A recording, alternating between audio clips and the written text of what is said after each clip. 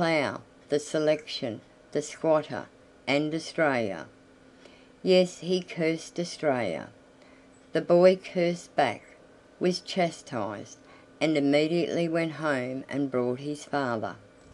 Then the dummy's dog tackled the selector's dog, and this precipitated things. The dummy would have gone under had his wife not arrived on the scene with the eldest son and the rest of the family. They all fell foul of Tom. The woman was the worst. The selector's dog chawed the other and came to his master's rescue just in time, or Tom Hopkins would never have lived to become the inmate of a lunatic asylum. Next year there happened to be good grass on Tom's selection and nowhere else, and he thought it wouldn't be a bad idea to get a few poor sheep and fatten them up for market. Sheep were selling for about 7 and 6pence a dozen at that time. Tom got 100 or two, but the squatter had a man stationed at one side of the selection with dogs to set on the sheep directly they put their noses through the fence.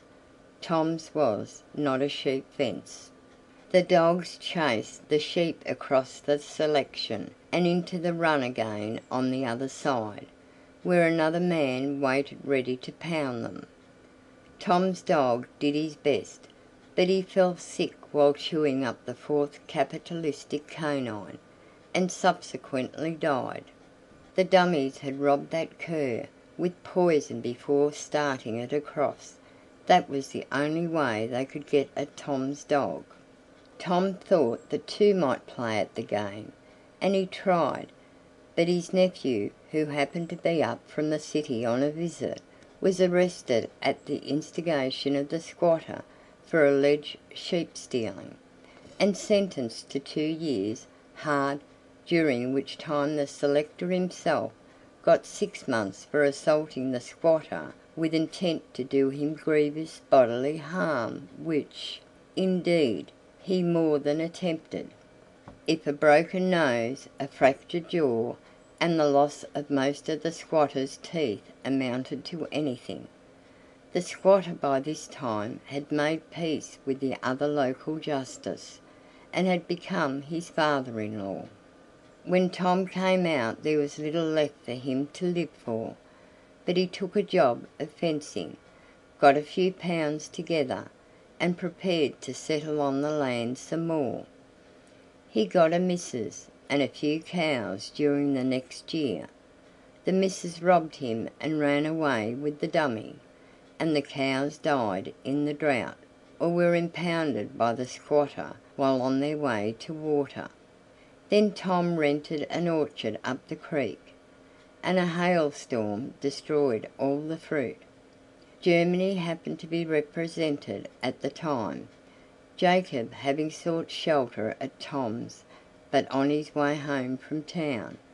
Tom stood leaning against the door-post with the hail beating on him through it all. His eyes were very bright and very dry, and every breath was a choking sob. Jacob let him stand there, and sat inside with a dreamy expression on his hard face, thinking of childhood and fatherland, perhaps. When it was over he led Tom to a stool and said, "You waits there, Tom. I must go home for some dings. You sits there still and waits 20 minutes." Then he got on his horse and rode off muttering to himself, "Dot man muss cry, dot man muss cry." He was back inside of 20 minutes with a bottle of wine and a cornet under his overcoat.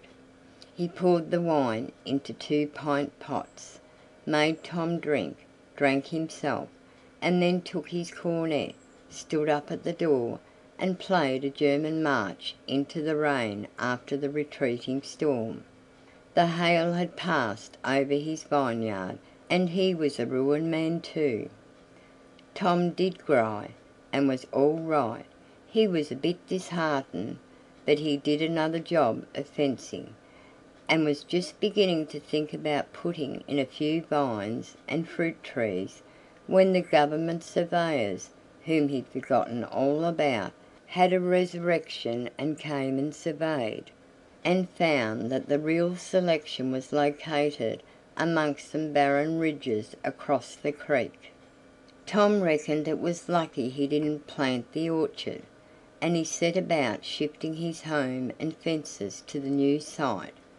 But the squatter interfered at this point, entered into possession of the farm and all on it, and took action against the selector for trespass, laying the damages at £25.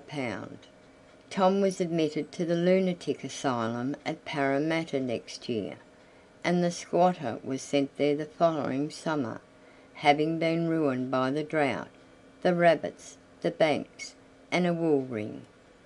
The two became very friendly, and had many a sociable argument about the feasibility or otherwise of blowing open the floodgates of heaven in a dry season with dynamite.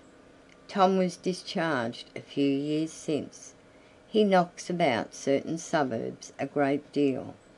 He is seen in daylight seldom, and at night mostly in connection with a dray and a lantern. He says his one great regret is that he wasn't found to be of unsound mind before he went up country. End of Settling on the Land by Henry Lawson.